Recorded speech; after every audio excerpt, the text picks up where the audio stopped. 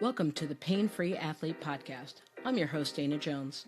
I am a certified personal trainer, and I'm here to help you achieve your fitness goals without pain. In each episode, I'll share tips and strategies that will help you stay safe and pain-free while you're working out. I'll also interview experts in the field of fitness and pain management. So if you're ready to learn how to stay active and pain-free, then subscribe to the Pain-Free Athlete Podcast today. Hey everyone, and welcome to the Pain-Free Athlete Podcast. I'm your host, Dana Jones, and today I am joined by Seren Jones. She is an award-winning journalist and documentary maker whose storytelling has been featured by platforms like the BBC, Wondery, and Audible. Beyond her success in audio journalism, she is the co-founder of the Black Swimming Association, a pioneering charity dedicated to improving water safety, representation, and drowning prevention within Black and minority ethnic communities. Through her work with the BSA, she's championed access and equity in aquatic sports and helping to change narratives around swimming and inclusion. Hi, Seren, welcome. Hello, Dana. Thank you so much for having me. It is great. So how did this all come about? Oh my goodness, how much time do you have? Well, the BSA came about nearly 6 years ago to the day, actually. I was a swimmer growing up. That was my main sport. I was a competitive swimmer. I swam all throughout elementary school, middle school, high school. I'm from the UK. I'm from Cardiff in Wales. But my swimming took me to America because I swam out there in college. And the one thing that I constantly noticed throughout my swimming career was that there were no people who looked like me on pool deck. When you're younger, and I think when you love the sport, it doesn't bother you as much. But I think as you get older and you're in the kind of those formative years, you really start to realize kind of the differences between yourself and your peers. So I ended up graduating from college in 2016. And even though I was done with competitive swimming, I knew that I wanted to give back to my community in some way because swimming had given me so much in my life. So I decided eventually to set up the Black Swimming Association along with 3 of my co-founders who at the time we were all just strangers. But we just had a couple things in common. We all shared African heritage and we all had some sort of relationship with swimming and water. So 2 of us were elite swimmers. One ended up becoming an Olympian, the first Black woman to swim for Team GB. Our 3rd co-founder was a swim mom, and our 4th co-founder was a father who learned how to swim in his freeze once his daughter was born. And we all realized that, we don't have much hot weather here in the UK, but when it does get hot, a lot of people gravitate towards bodies of water. And unfortunately, a lot of fatalities that tend to happen involves people who look like us. So we decided to set up a space where people from Black communities initially would learn about water safety and would learn how to be safe in and around water. And 6 years later, we're still fighting the good fight, and we're really, really pushing the importance and significance of water safety as a life-saving skill. So I know a lot about swimming just because I coach lessons. I don't coach swimming in terms of competitive swimming. So what really, for people who may be listening, what's the difference between knowing how to swim and water safety? That's such a good question because I think people fairly make an assumption and they use those terms interchangeably, but actually there is crossover, but there is a significant difference. So swimming and coaching, that's all about the sport. That is technical, that's about speed, it's about endurance, it's about power. Water safety is peeling it right back and unpacking all of that. It's about going back to the very, very beginnings and understanding your body in water, which essentially means ensuring that you know how to keep yourself safe if you are in water or if you happen to be in an emergency in and around water. Do you know your buoyancy in water? Do you know what kind of shape your body takes to when you decide to float? Do you know what to do if you see somebody in an emergency and you call emergency services? Who do you ask for? There's all this information around water safety that as a society, we don't get taught anywhere.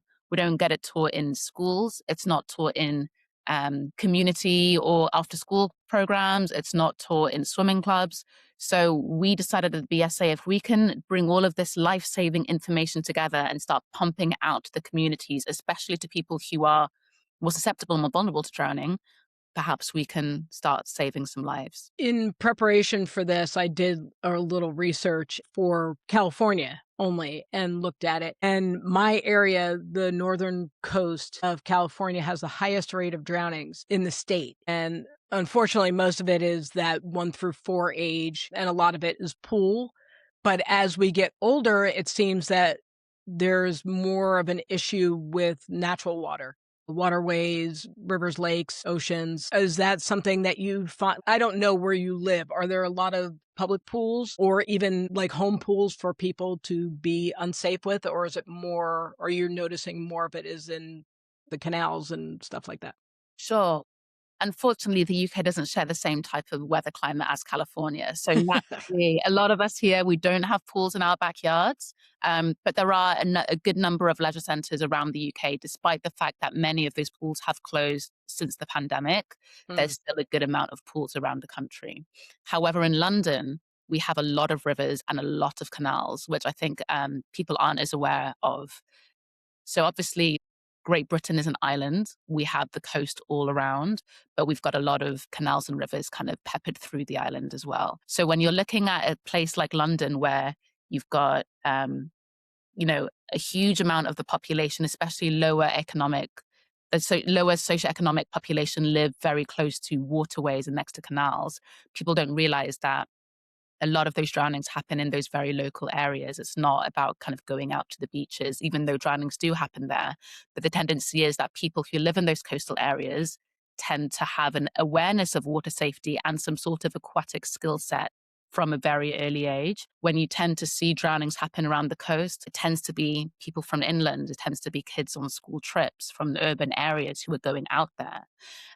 So yeah, it's our rivers, it's our reservoirs, it's our canals that actually hold a lot of the danger here when we talk about water safety. Yeah, I am aware. It's pretty funny because I'm around, there's a lot of water here. We have a tremendous amount of lakes in the area. We have the ocean. So there's always a lot of focus on safety devices, but not necessarily on water safety. And so if I'm coming to your organization and well, I don't know. Are you getting children that are coming? Or do you have parents that are enrolling their children, or are you dealing with adults? Like I know when I'm teaching swimming, I get a lot of adults who their needs aren't being met with the local community pool, because of the fact that it only goes to like 16 and adults don't want to go and ask for help to learn how to swim. So they come to me because there's a level of comfort, I think, having another adult teach you and not a 16-year-old teaching you how to swim. Yeah. What are you seeing in terms of who is your organization attracting? So we attract adults mainly. We work with a lot of adults age 18 plus. What we do is we have a programs department at the BSA, and the programs department target different demographics to promote water safety and drown prevention information. So we've got a flagship water safety program called Together We Can. That is a pool-based 5-week program, which is free of charge. And that is for all adults across specific boroughs in which we're working in London, but also in Cardiff, the capital of Wales. And that's really fantastic. And that is very specific. But the BSA has also more recently started going into schools. And the reason why we're going into schools is because you have that demographic of 14 to 19 that is at the highest risk. Mm.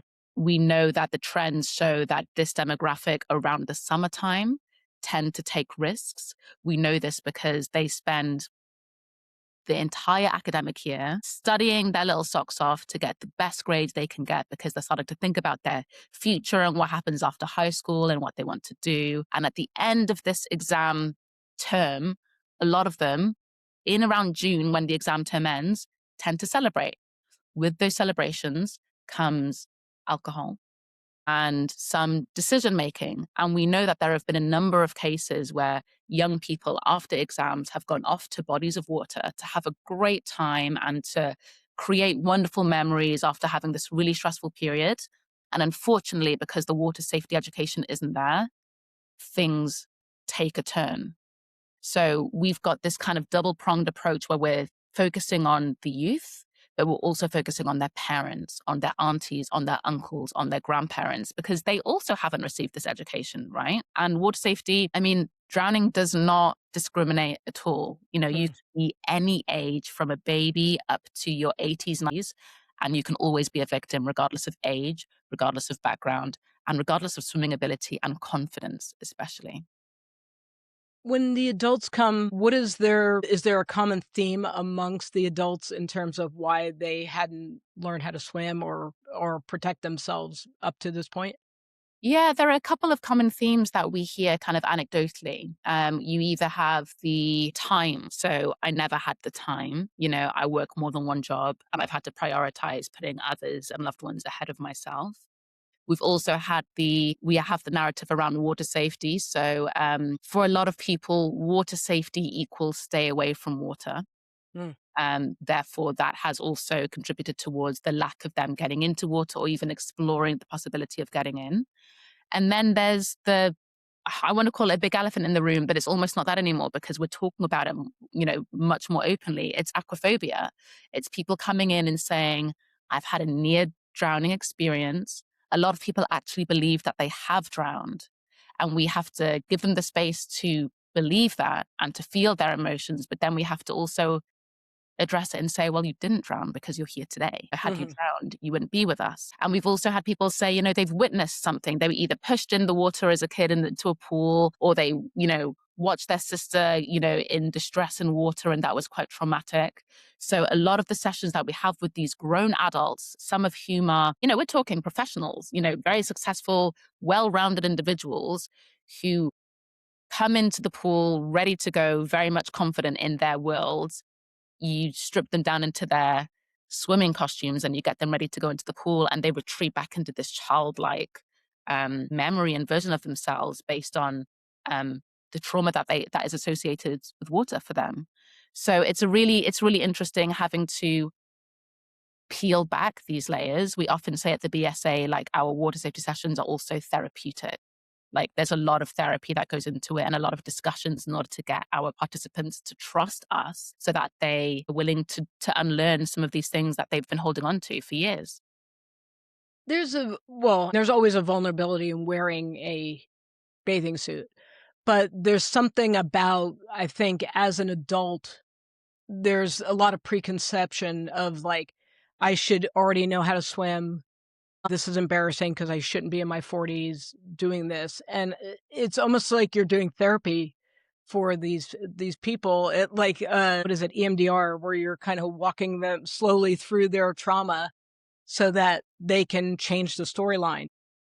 I know personally, my father, we talked about it because, he's like, "Hey, you know, why is it that black people don't know how to swim? Like, what's the deal?" No, and I was like, "Well, what about you?" And he's like, "Well, it was never around." And I think it's kind of funny because he grew up in Virginia on the coast. So there's water there, and then in New Jersey there's waters, but the rivers are kind of gross. His thought was, one, I was told to avoid it. It's not safe, and we are dense and we're going to drown Mm, because our bones are heavy, or what is it? We don't have body fat, so we don't float. yeah. There's a couple of things. And then, of course, for a lot of the females that I've talked to, it's always been about hair. And black hair is not wash and wear for a lot of people. So it becomes a challenge to find the right covering for your hair so that the chlorine doesn't shred you. I know you've done some like research on some of this stuff, if you care to share. Yeah, of course. I think, just to start off, like, those narratives and concerns that people have are very much legitimate, and they have been passed down literally for generations. We were really proud at the BSA to have launched some research just at the end of last year around bone density and that myth around Black people having heavy bones and that impacting our floating ability. And the four co-founders, when we started the charity, we did all come together and we thought, if we can put this narrative to bed, that's like one less obstacle that sits between us and the wonderful world of swimming and water safety, more importantly. So, like, let's give it a go. And we were very fortunate. We teamed up with a university here in England called the University of Portsmouth and the RNLI, the Royal National Lifeboat Institution.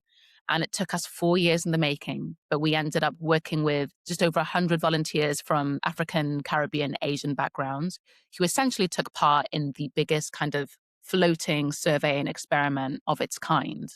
And what we did was we basically wanted to find, like I said, if there was any direct correlation between bone density and floating. Therefore, all of our volunteers had their body measurements taken, their BMI, their bone density, their height, their weight, all of these metrics. They had to go on this bed, which was it was almost like a bed on the surface of the water, and you lay on your back and you hold your breath, and it takes you under the surface, and you're holding your breath there for about 20 seconds. You come up, you recover, you do that a few times, but that was a buoyancy test as well. Mhm.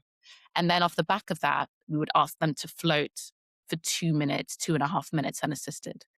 A lot of our participants who came through either struggled to float initially or could not float. And that's also quite interesting because people feel comfortable swimming, but not floating, which again is really important when it comes to water safety, because if you're in danger in water, you can swim, but you're going to get tired at some point, right? So you need to know how to float on your back. So the outcome, I'm really relieved and happy to say that the outcome of this research was that there is no direct correlation between bone density and floating. The big reveal, shocker, is that you just need to get taught properly. Mhm. I don't know about in the US, but in the UK, we're taught from a very young age that floating means you put your arms and legs out like a starfish, Mhm. you lay on your back, and ta-da, you float. But actually, that's not the case because everybody has a different physique. Everybody has different body composition. Therefore, everybody's body is going to be slightly different or fall into a different shape naturally when they are looking to float, and because buoyancy is different across the board. So it was really fascinating. We had a number of different shapes. Some people were floating as if they were sat in an armchair with their knees tucked up. Some people were floating what we called the angel of the north, or kind of like the crucifix, just their arms Mhm. out and their legs straight. All of it is correct because essentially floating is just ensuring that your nose and your mouth is out of the water and that you're using as little energy as possible to keep that airway kind of open. So yeah, it's all about practice and it's all about education. If Dana, somebody told you that, floating is being honest, as being like a starfish, and you go into the pool and you struggle with that, you're immediately going to tell yourself, I can't float. And you're going to carry that with you instead of somebody being like, okay, well, you're kind of heavier, up top, or you're heavier kind of, legs and thighs, and let's look at the weight distribution in your body, and let's see kind of what your body likes to do in water, which way it likes to sit up, which way it likes to sink. So it's all about practice and it's all about knowledge. So we're really happy with the outcome of that research because it's starting to change not just minds, but hearts as well. Did you all determine what does create more buoyancy? Did you ask, I guess what I'm getting at is did you ask psychological questions? Because I've noticed from at least me teaching is that the more tense somebody is, I can't keep them floating. Exactly. That's so correct. There were two things that also came out of the research, which was that it was the more tense and the more stressed an individual was, the harder it was for that individual to float. Therefore, relaxation is absolutely crucial, which is one thing in a pool, but another thing when you're on a boat and you fell off that boat and it's really cold water, and learning how to Mhm. relax, telling your brain how to do that is one thing. We also found that body fat also is a contributor around floating, but we don't want to replace one narrative with another, right? We don't want to say, oh, because you're lacking body fat, you're not going to be able to float. That is not true. That is not true at all. It's just everybody finds their own way. So it is, a lot of it also is psychological. But as we know with all things that are psychological, you need exposure, you need to practice. And it all comes back down to that tuition and the education. That's amazing because it was a narrative for me growing up was that because, like you said, I went to the pool, I didn't see anybody that was like me.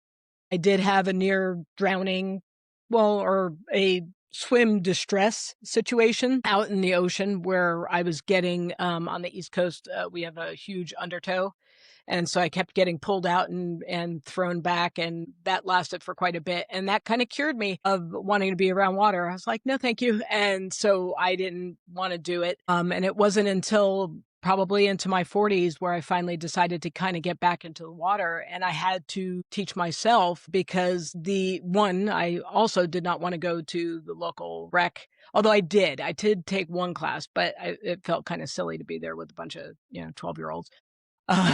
40, but I had to come up with something for myself, but one of the first things that I had to teach myself was how to relax in the water, Mm. and put my face in the water because that's also a big thing, and I noticed when I do teach swimming, more of the difficulty that I have with so many people where they're like, "Oh, I have heavy legs," or whatever is about body position, and if you're straining to keep your head up out of the water, then your body's going to react, which is dropping your legs down. So then you're like swimming like you're dragging an anchor as opposed to having good body position. Exactly. And I think it's really interesting when talking about teaching people how to relax in water is the hardest thing to do, right? But Mhm. if people were to be relaxed in water, a lot of that fear most of the time kind of subsides. So we know that makes sense. But when you go to swimming pools and you're looking at and you're watching teachers teach, they're not even in the water. A lot of them are, on the side, nice I and am. you're in the water. I'm in the water too. So shout out to the teachers in the water. Right? They're not able to really get on that level with their swimmer, with their participant, to look them in the eye, to reassure them that Mhm. they are okay, and to ask them to trust them. It's really hard to get somebody to do something that difficult when you're not doing it with them. It's really difficult. And we often find, we're adults. We're the hardest people to teach because we are Yes. stuck in our ways, we are stubborn, and we know ourselves. Children, you are obviously a little bit more malleable, but it's really interesting that that is something that is so evident to the two of us, yet it's something that the industry just doesn't quite do quite yet. And I'd like to think that that will change, in the future. Yeah. Well, and I noticed that adults really don't know how to relax. They think they're relaxed Yeah. because I don't start them with floating on their back. I start them with floating on their faces Yes, that's what we do. Yeah. so that I could play with their hands Okay.